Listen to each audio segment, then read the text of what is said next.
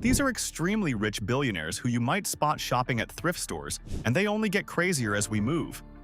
We're talking the IKEA founder worth $58.7 billion buying clothes at flea markets and waiting for haircuts in Vietnam because they're cheaper, Warren Buffett eating $3 McDonald's determined by how the stock market's doing that morning, and another guy who donated $8 billion then died with $2 million wearing a $15 plastic Casio. We even got a billionaire who cuts his own hair just to avoid paying the barber, so stick around as we explore these crazy moguls. Number 8. Matthew McConaughey, the Alistair who lived in canoe.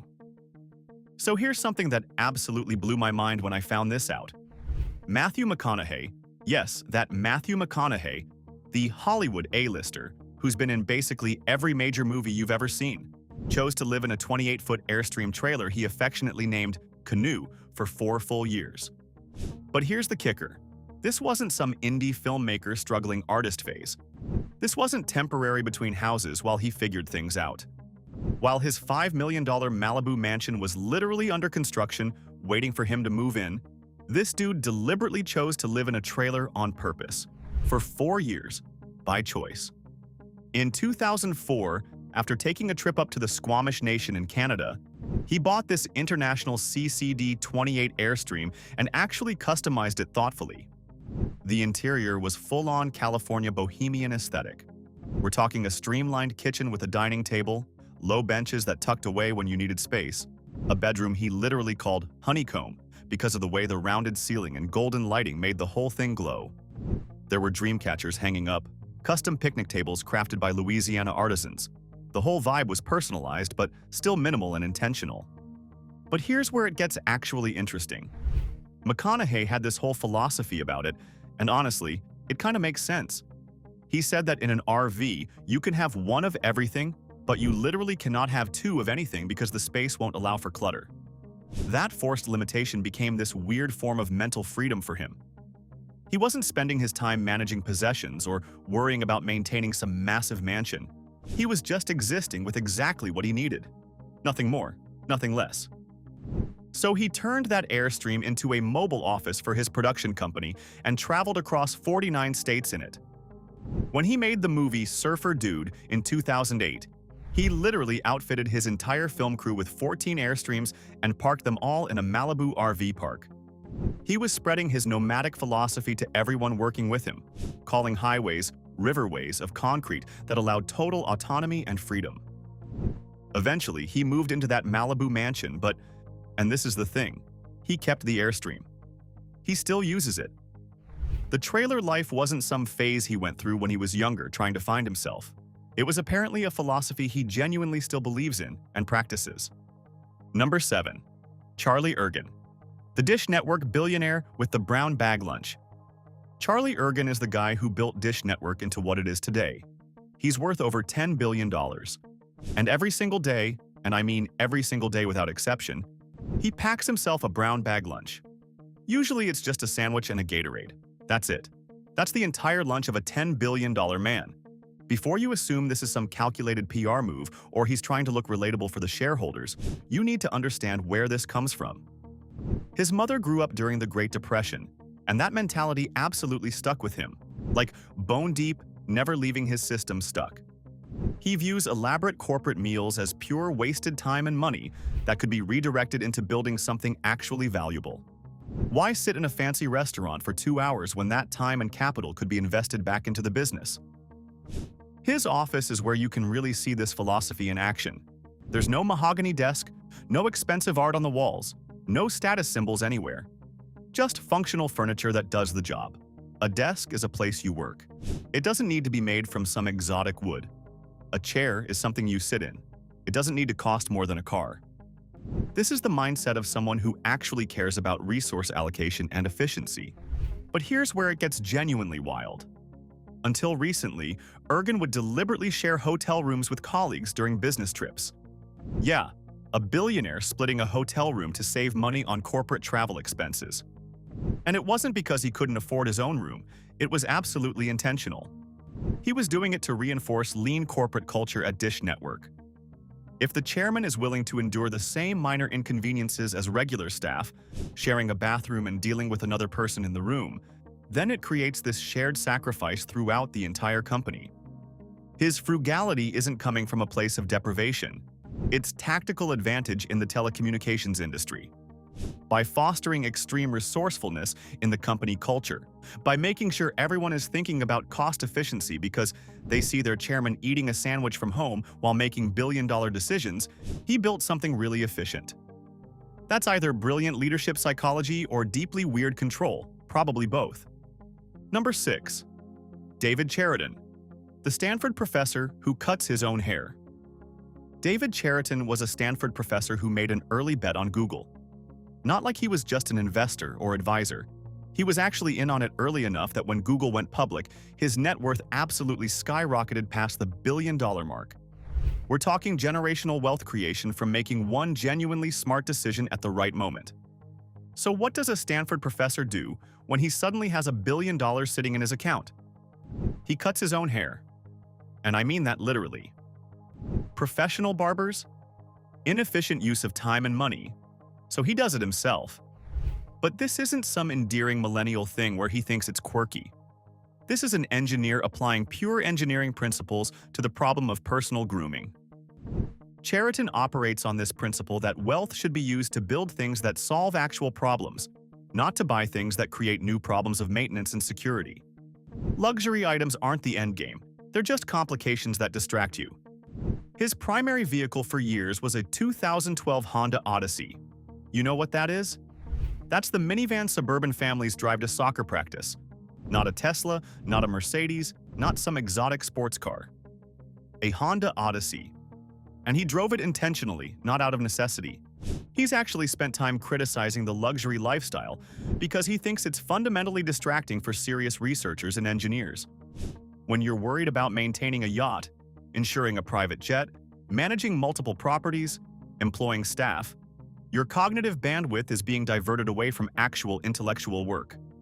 By minimizing what he calls personal overhead, he maintains total freedom to pursue intellectual and philanthropic interests without managing massive bureaucracies. His thinking is literally algorithmic. He frames it like this: intellectual output equals capability divided by personal maintenance time. So if you want to maximize intellectual output, you reduce the denominator. You cut your own hair, you drive a Honda Odyssey, you use your own labor instead of hiring people. Less maintenance time equals more thinking time equals more output. That's how a billionaire Stanford professor justifies cutting his own hair with kitchen scissors. The math actually works. Number 5.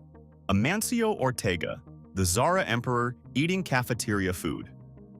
Amancio Ortega founded Inditex, which owns Zara, and a bunch of other major fashion brands. He's literally one of the wealthiest people on the entire planet. And every single morning, he goes to the same local coffee shop in A Coruña, Spain. Every lunch, he eats in the company cafeteria with regular employees.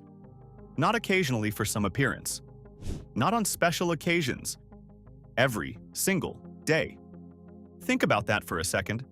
The founder of a global fashion empire worth tens of billions of dollars is standing in the cafeteria line getting whatever the daily special is. He's not eating in some exclusive executive dining room with cloth napkins and custom menu options. He's getting whatever everyone else is getting. His personal attire is famously nondescript: blue blazer, gray pants, white shirt, and here's the thing that's kind of hilarious. None of them are Zara products, which raises some interesting questions about his confidence in his own brand. He doesn't wear ties. For decades, he actively avoided being photographed. He only made his first major public appearance when Inditex went public in 2001, and at that point he basically had no choice anymore. He lives in a relatively modest apartment in A Coruña instead of some architectural showpiece mansion or penthouse. Just a normal apartment in the city where he's from. But here's where it gets actually interesting because his frugality is selective. While he's eating cafeteria food and wearing the same outfit every day, he owns Spain's tallest skyscraper, Torre Picasso, which cost $536 million. He has a private bombardier jet worth $45 million. So he's not rejecting wealth entirely. He's being strategic about where he focuses his frugality. His poor man routine focuses specifically on daily routine and social interactions. not absolute rejection of high-value assets. Why? Because by maintaining a simple daily life, he preserves the observational skills that actually built Zara's entire fast fashion model. You can't build a successful fashion empire if you're completely insulated from how people actually live and interact with clothing. You need to see how garments are handled, what problems people face with their clothes. You can't do that from a penthouse eating catered meals. The cafeteria lunches aren't humility theater. They're business strategy disguised as modesty. Number 4. Azim Premji, the Wipro founder who bought a used Mercedes from his employee. Azim Premji built Wipro into a global IT empire that's worth absolutely insane amounts of money. His net worth hit $21 billion, making him one of India's richest men. And for years, the man drove a Ford Escort. 9 years in a Ford Escort. Then he upgraded to a Toyota Corolla. A Toyota Corolla. He drove that for a decade. When he finally decided that maybe it was time to move up from a Corolla, did he go buy a brand new Mercedes from a dealership? Did he order some luxury vehicle that fits someone with his wealth? No. He bought a used Mercedes E-Class from one of his own employees, from someone on his payroll who was selling their car. Think about that transaction for a second. One of India's richest men negotiating a used car purchase with someone who works for him. The power dynamics in that conversation are genuinely wild, but that's kind of the point. Premji doesn't want special treatment. He's genuinely famous for taking auto rickshaws for local travel. Those are three-wheeled taxis that most wealthy Indians wouldn't be caught dead in. Like, if you're a billionaire in India, your status symbol is being insulated from that kind of transportation. But Premji is out here using public transportation like a regular person. He routinely flies economy class. Not economy plus. Economy. The back of the plane, middle seat, dealing with normal passengers. Inside Wipro offices, he became known for monitoring basic utilities with genuine attention. Electricity usage, water consumption, even toilet paper consumption. Which, okay, sounds excessive until you understand his actual philosophy. For Premji, every single rupee saved in corporate or personal overhead is a rupee that can be redirected toward education for a child in a government school. That's not penny pinching. That's resource allocation with actual purpose. He's donated approximately 2/3 of his wealth, we're talking $21 billion, to the Azim Premji Foundation, and the entire focus is on improving elementary education in rural India. His personal austerity isn't about being cheap or having some kind of deprivation mindset. It's the counterpart to massive philanthropic efforts. The monitoring of toilet paper and buying a used car from an employee aren't about being cheap. They're about ethical allocation of resources in a country with massive wealth inequality. Number 3. Warren Buffett, the $150 billion man ordering by stock performance. Everyone knows Warren Buffett. The guy is worth over $150 billion, which is more money than most countries have in their entire GDP. And he still lives in the same house he bought in 1958 for $31,500 in Omaha, Nebraska. The house is about 6,570 square feet. It's nice, don't get me wrong, but it's not massive. It's not some architectural marvel or statement piece. It's a solid, well-maintained suburban home, and he's stated multiple times, "I wouldn't trade it for anything."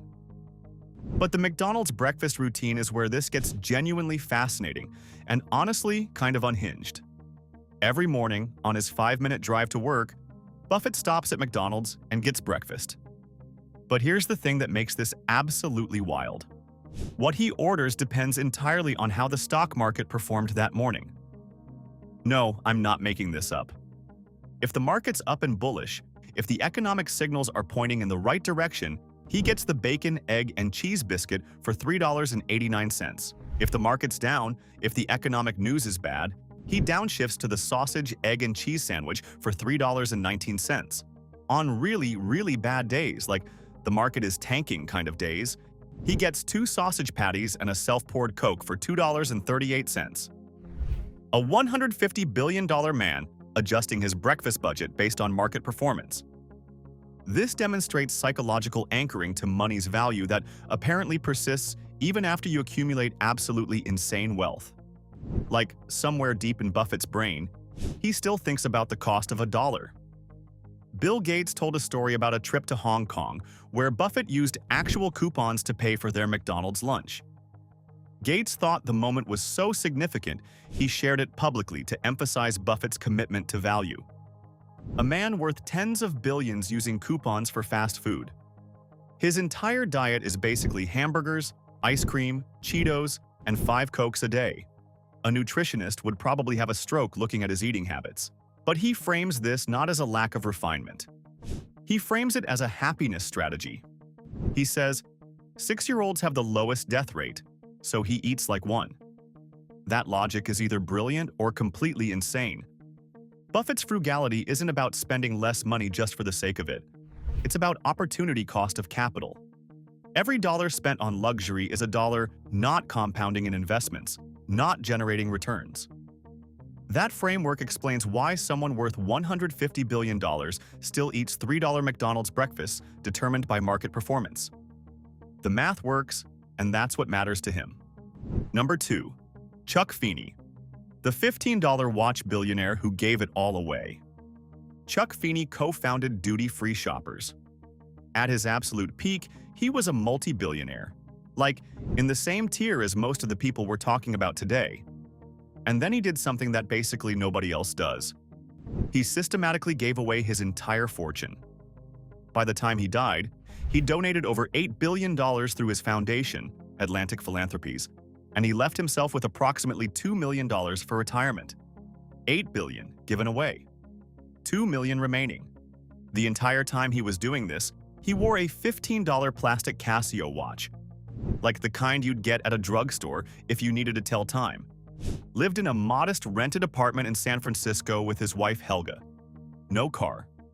He used public transportation or walked everywhere.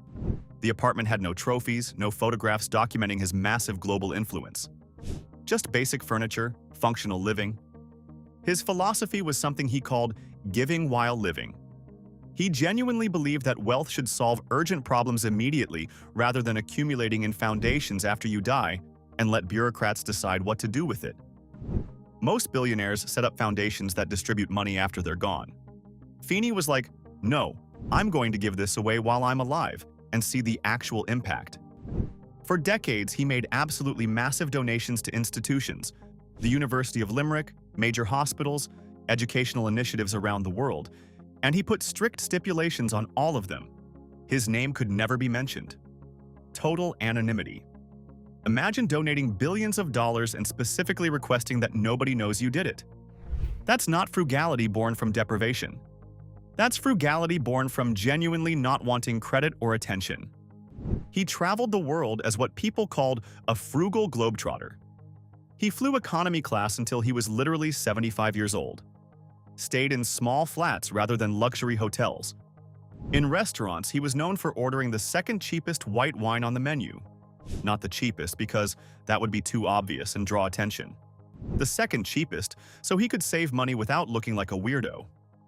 He was actively trying to avoid drawing attention to himself while giving away a fortune. The whole thing came out because of a legal situation in 1996. Legal proceedings threatened to expose that his stake in DFS was actually owned by his foundation rather than by him personally. He'd been giving billions away in absolute secret for years. Nobody knew. He just kept working, kept living modestly, kept donating massive amounts of money, and didn't tell anyone about it. By 2020, he'd officially reached a personal net worth of nearly zero. He'd successfully given away $8 billion while living in a rented apartment with a plastic watch. That's a fundamentally different relationship with money than most humans can conceptualize. Number 1. Ingvar Kamprad, the IKEA founder who waited for haircuts in Vietnam. Ingvar Kamprad founded IKEA.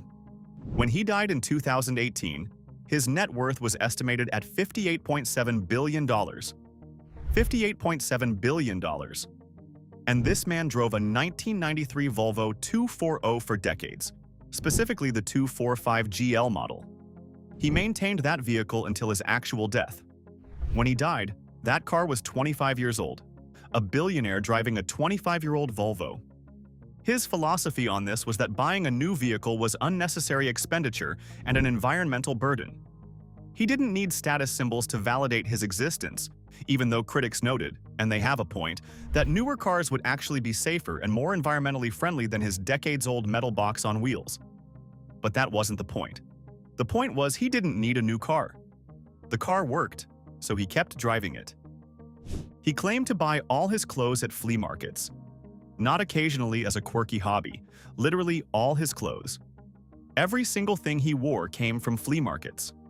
His stated reason was that he did it to set a good example for IKEA employees and the public. Like, if the founder is shopping at flea markets, then maybe it's okay if you do too. His haircutting habits were genuinely extreme. He preferred to wait until he was traveling in developing countries, Vietnam specifically, to get his haircut, because a €22 bill for a haircut in the Netherlands exceeded his budget. Let that sink in for a second. He's worth $58.7 billion. He's literally one of the richest people on the planet, and he wouldn't pay €22 for a professional haircut in his home country. Instead, he'd wait until he was traveling in Vietnam where haircuts cost a few dollars. That's geographic arbitrage for personal grooming. That's optimization taken to a genuinely absurd level. Kamprad's personal habits mirrored IKEA's corporate culture obsessively. This wasn't some kind of performance. This was who he actually was. He encouraged employees to use both sides of every sheet of paper. He would pocket salt and pepper packets from restaurants to use at home.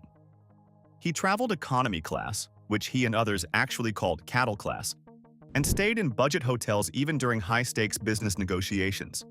When you're making multi-million-dollar deals with major investors, you're doing it from a budget hotel room.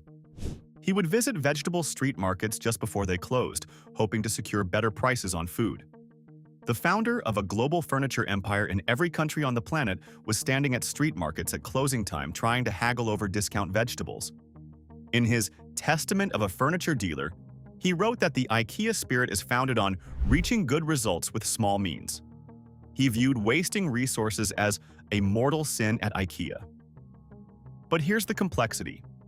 While he lived modestly, he engaged in sophisticated tax avoidance strategies. He moved to Switzerland for decades and structured IKEA under a Liechtenstein foundation that shielded billions from Swedish taxation. So his frugality was targeted personal discipline, not holistic rejection of capital accumulation. $58 billion. Flea market clothes. Waiting for Vietnamese haircuts. The man was either enlightened or had completely different brain chemistry. So there you have it. 8 billionaires who could shop anywhere, eat anywhere, stay anywhere, but deliberately chose flea markets, thrift stores, and McDonald's value menus. Which one of these stories impressed you the most? Let us know in the comments. And if this changed how you think about money and success, make sure to subscribe to Global Status because we bring stories like this every day.